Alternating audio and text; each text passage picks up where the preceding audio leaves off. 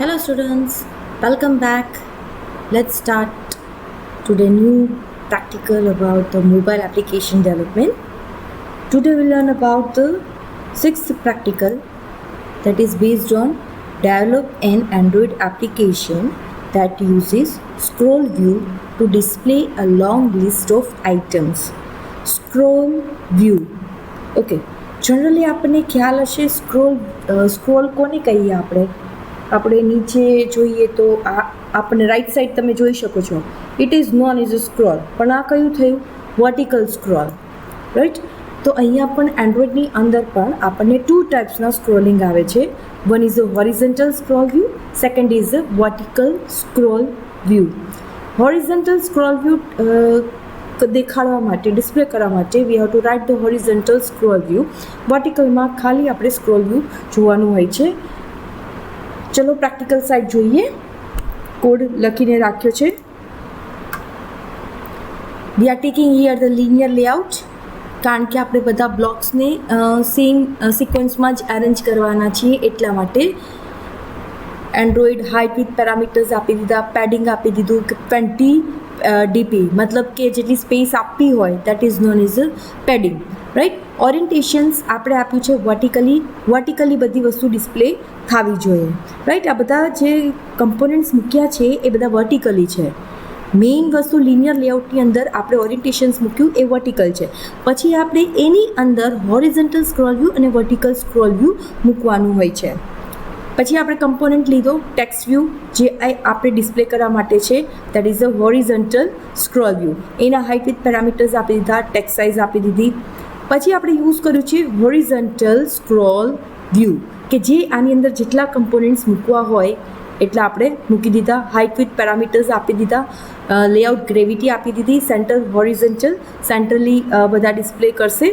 પછી આપણી અંદર આપ્યું છે લિનિયર લેઆઉટ, કારણ કે એક બ્લોકમાં આપણે સિક્વન્શિયલી ગોઠવવાના છીએ, રાઈટ? અહીંયા આપણે રિલેટિવ લેઆઉટ નથી યુઝ કરવાના, કારણ કે કોક ઉપર કોક નીચે એવું કશું મેન્શન ન થાય, એટલા માટે કોઈ બી સ્ક્રોલ વ્યૂ હોય તો તમારે લિનિયરલી યુઝ કરવાનું હોય છે, કારણ કે સિક્વન્સમાં જ બધા ગોઠવવાના હોય.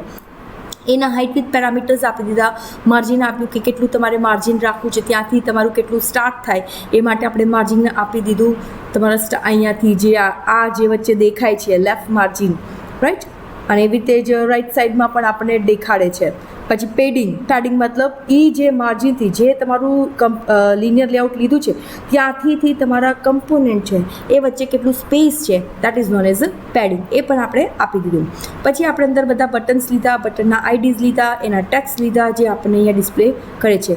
અહીંયા કોઈ બીજા કોઈ પેરામીટર્સ નથી મૂક્યા કંટ્રોલ્સની અંદર.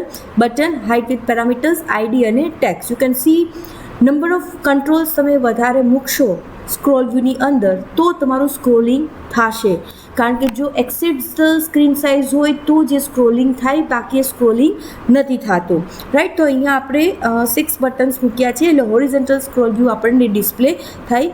બેકમાં આપણે રન કરાવતા થઈએ એટલે એ ગ્રેડલ બિલ્ડ થશે, ઇટ્સ ટેક ટાઈમ.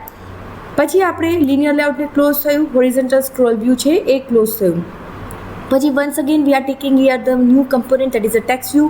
એક એના માટે તો આ વર્ટિકલ સ્ક્રોલ વ્યૂ લખ્યું છે, એના હાઇટ વિથ પેરામીટર્સ આપી દીધા, ટેક્સ્ટ સાઇઝ આપી દીધી, ગ્રેવિટી આપી દીધી, કે ભાઈ મારે આ સેન્ટરમાં ડિસ્પ્લે કરવું છે. આને આપણે સેન્ટરમાં નથી કર્યું, કારણ કે ત્યાં આપણે એના પેરામીટર્સ ત્યાં સેન્ટરમાં નહોતા લખ્યા છે. અહીંયા કોઈ સેન્ટરનું પેરામીટર્સ નથી આપ્યું, રાઈટ? એટલે વર્ટિકલ સ્ક્રોલ વ્યૂની અંદર આપણે આપી દીધું.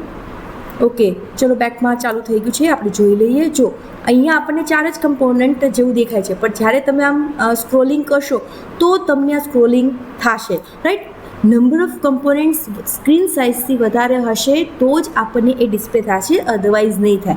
અહીંયા પણ તમે વર્ટિકલ સ્ક્રોલ વ્યૂની અંદર પ્રેક્ટિકલી જોઈ લો તો અહીંયા આપણને 9 દેખાય છે, પણ હું આને સ્ક્રોલિંગ કરીશ તો આપણને નંબર ઓફ સ્ક્રોલ વ્યૂ છે એ આપણે સ્ક્રોલ વ્યૂથી નંબર ઓફ કમ્પોનન્ટ્સ વધારે દેખાશે, રાઈટ? 13 સુધી છે. તમે જેવું ડાઉન કરશો તો એ આપણને જે પહેલું હશે તે પ્રમાણે વર્ટિકલી સ્ક્રોલિંગ થયું, અને આ છે એ હોરિઝોન્ટલ સ્ક્રોલિંગ થયું.